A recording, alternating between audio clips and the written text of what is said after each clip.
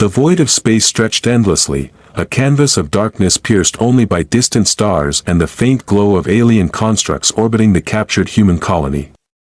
For centuries, the galaxy believed humanity tamed, scattered into hiding, an insignificant species to be observed, catalogued, or contained. Yet in the cages orbiting a lifeless planet, the spark of defiance remained alive. From the moment the first humans had been imprisoned, they had studied, calculated, and adapted. Their minds were sharp, their bodies resilient, and their will unbroken. Alien sentinels, colossal beings of intelligence and authority, had assumed dominance, dismissing the children of Earth as inconsequential. Fragile creatures incapable of resistance. They did not understand patience, foresight, or the subtle art of human ingenuity. In the silence between patrols, humans whispered strategies and dreams into the void of their confinement. Machines hummed faintly, alien security protocols blinked on, yet every moment of stillness was an opportunity. Every calculation, every movement, every observation became a silent weapon, a seed of rebellion carefully nurtured. The universe itself seemed to hold its breath as something unexpected began to take shape, humanity's quiet vengeance. Beyond the cages, the galaxy remained unaware. Political councils debated insignificance. Armadas floated lazily, confident that Earth's descendants were shackled and neutralized. They measured threat in firepower, in numbers, in raw strength, and ignored the subtleties that defined humanity. They had never considered a species capable of turning confinement into preparation, captivity into strategy, despair into clarity, and then, in the stillest hour of alien complacency, the first signal pulsed outward, not a call for help, but a call to the cosmos itself.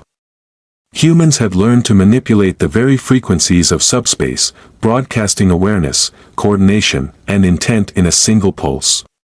Alien sensors flickered, arrays recalibrated, yet they could not comprehend the sophistication, the cunning, or the calm determination behind it. Cages would not hold them forever. Observation decks and automated turrets recorded patterns that humans had already anticipated, deciphering weaknesses in algorithms, blind spots in patrols, delays in command response. Every flicker of light, every adjustment in energy flow, every hum of machinery was absorbed, analyzed, and repurposed. They were not waiting for rescue. They were orchestrating their emergence. And far beyond the system, in the dark reaches of interstellar space, the first human fleet began to awaken from stasis. Starships of Earth's design, built long before the capture, slipped silently through warp, converging upon the coordinates of the imprisoned. Engines thrummed with potential, energy grids hummed with anticipation, and crewed by those who had waited a lifetime in silence, they prepared for the reckoning the galaxy would never anticipate. The universe had assumed Earth's children were contained. They had not anticipated strategy. They had not anticipated patience. They had not anticipated humanity itself, and in that calculated silence, the first ripple of defiance began to spread. Here is part 2 of your HFY cinematic story. The cages rattled with the faint hum of human energy, not from anger, but from calculated anticipation. Each child, each teen, each observer of the alien facility moved with intent, their eyes tracing every line, every shadow, every flicker of light. The aliens believed themselves omnipotent, yet in their arrogance they had left gaps that only a species capable of thinking beyond immediacy could exploit. Beyond the prison, the first human ships had dropped from warp in distant orbit.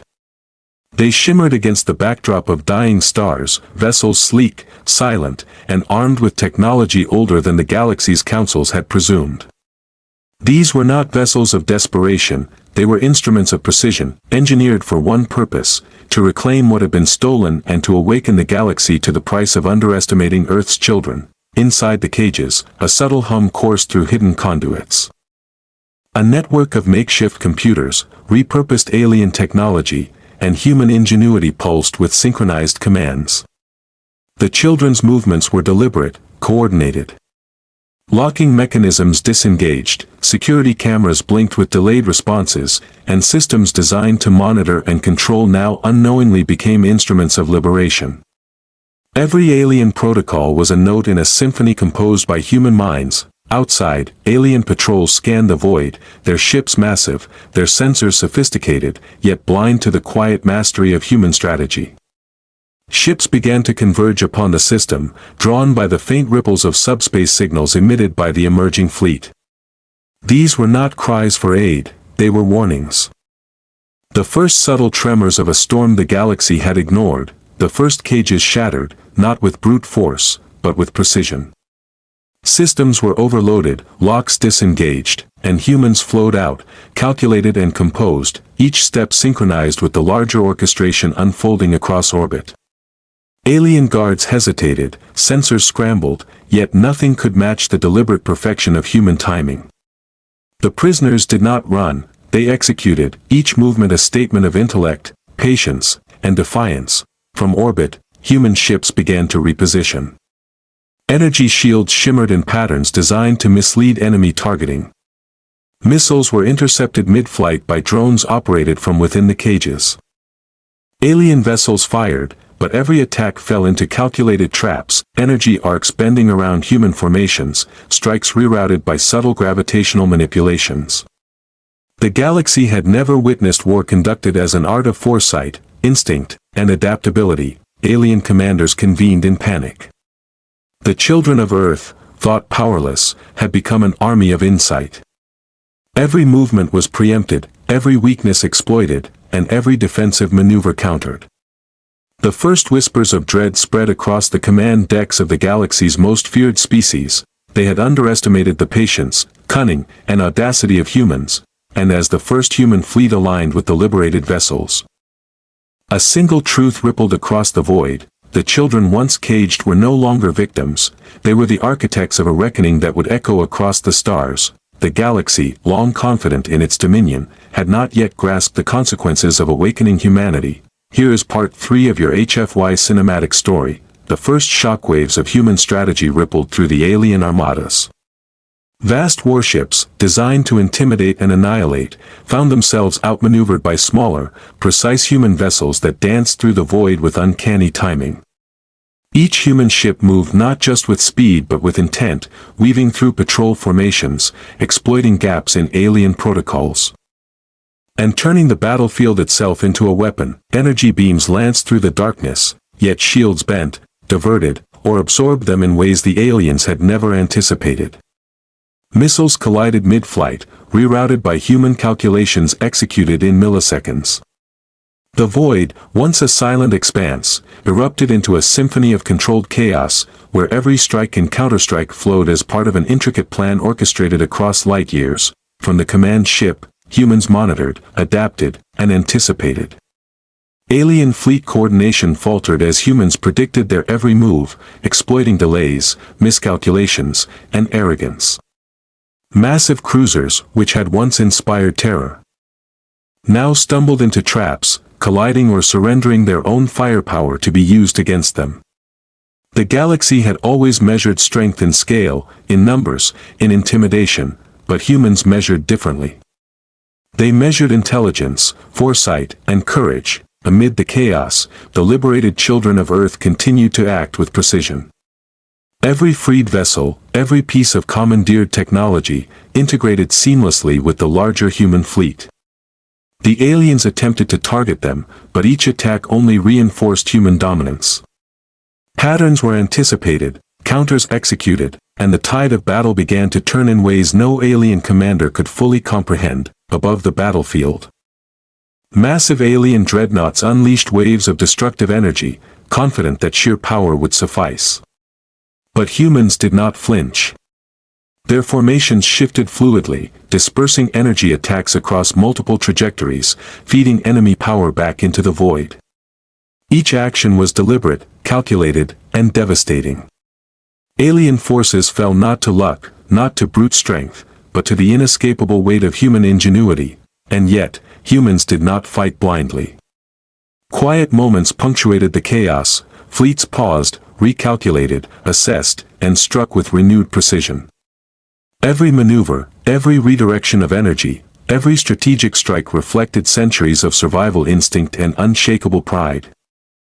The galaxy had underestimated a species capable of converting patience into power, confinement into preparation, and intellect into unstoppable force, alien morale cracked as their flagship struggled to maintain command.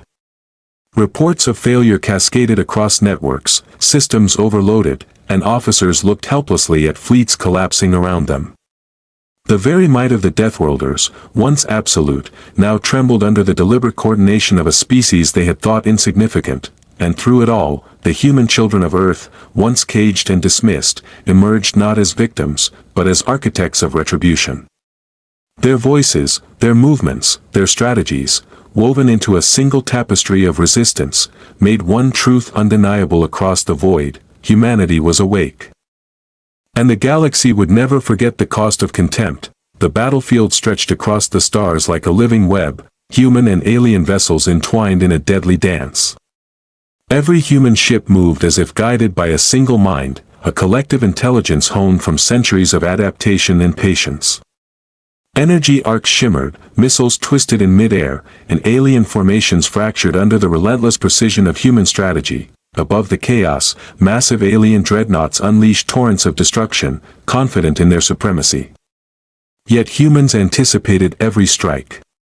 Shields shifted seamlessly, engines glided along calculated vectors, and countermeasures turned each assault into a reflection of its own failure.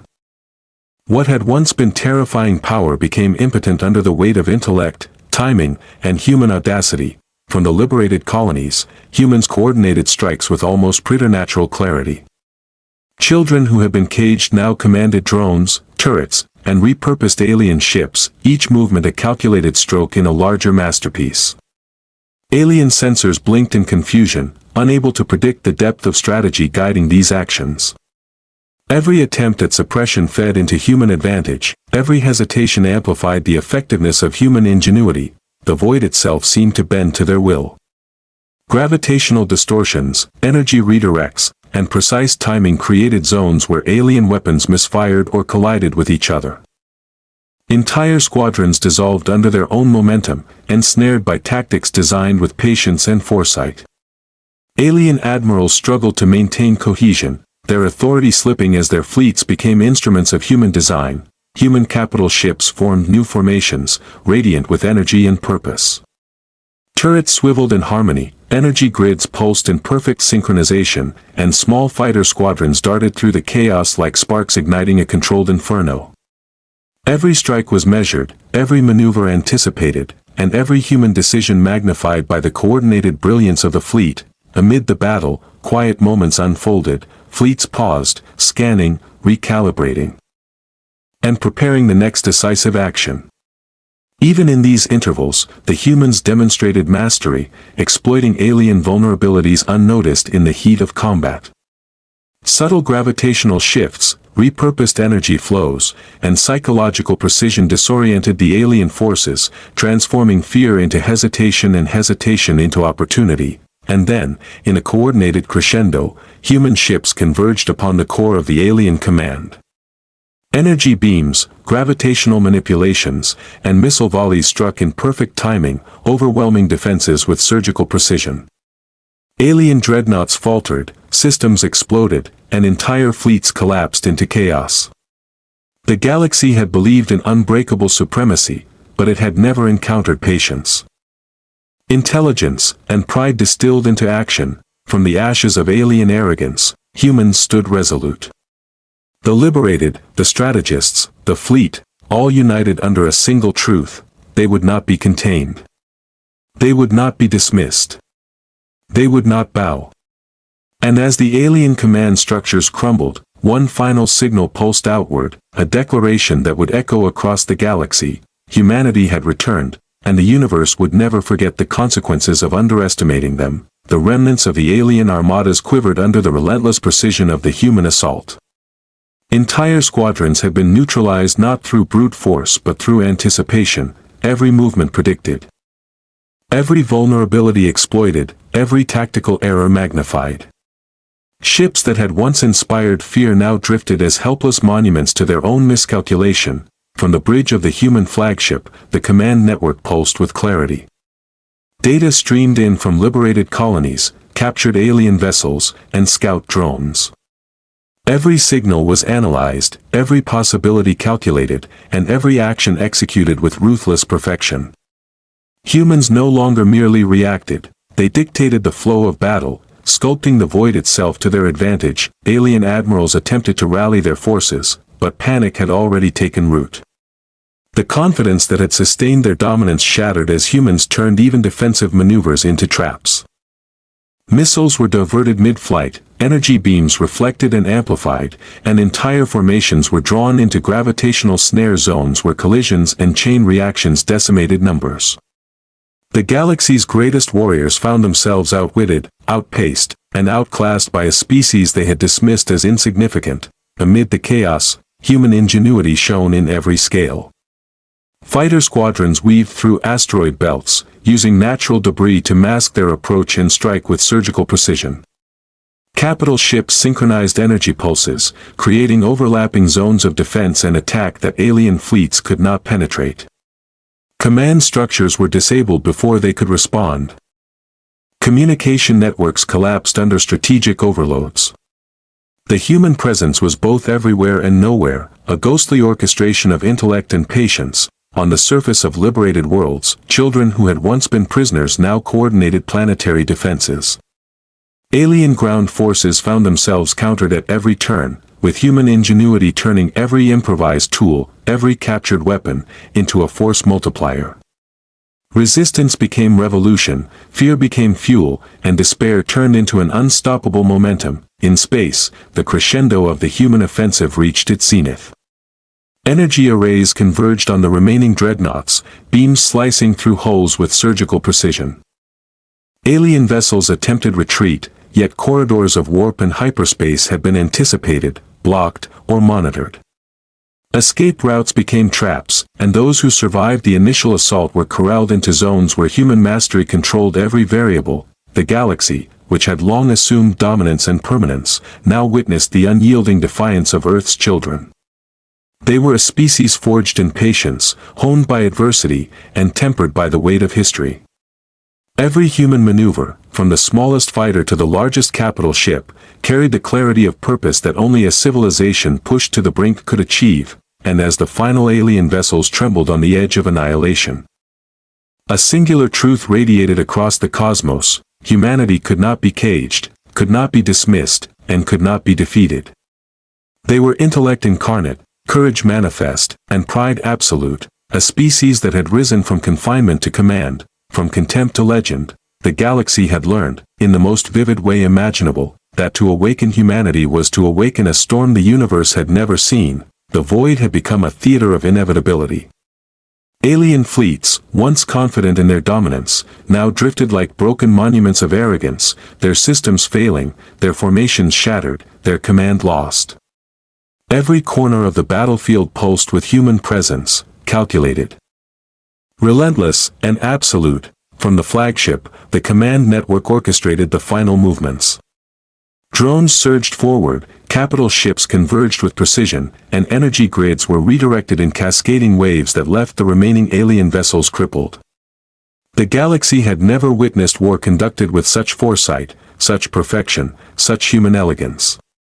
Every strike was not just a blow, but a message. The children of Earth would not be trifled with. On the front lines, liberated children and colonists executed maneuvers that had once been theoretical, turning captured alien craft into instruments of dominance. Defensive arrays became offensive tools, patrol drones became scouts and saboteurs. And even the smallest humans acted with the coordination of centuries-old strategists. The lines between battlefield and mindscape blurred as human intelligence manifested across every vessel, every planet, and every command channel. The alien command shrank under the pressure of a species they had underestimated. Their dreadnoughts collapsed under synchronized energy volleys. Communication nodes overloaded and short-circuited. Entire squadrons, once terrifying in number, were routed with minimal losses to human forces. Chaos, fear, and disbelief rippled through their ranks as the true scale of human mastery became undeniable. Human fleets moved like a living organism, every maneuver preempting the enemy. Every strike precise, every retreat anticipated. Alien ships were corralled into kill zones, where gravitational fields, energy pulses, and tactical ambushes eliminated them systematically. It was a war of intellect and patience, a demonstration of foresight and adaptability that rendered brute strength meaningless. On liberated planets, humans established control swiftly and decisively.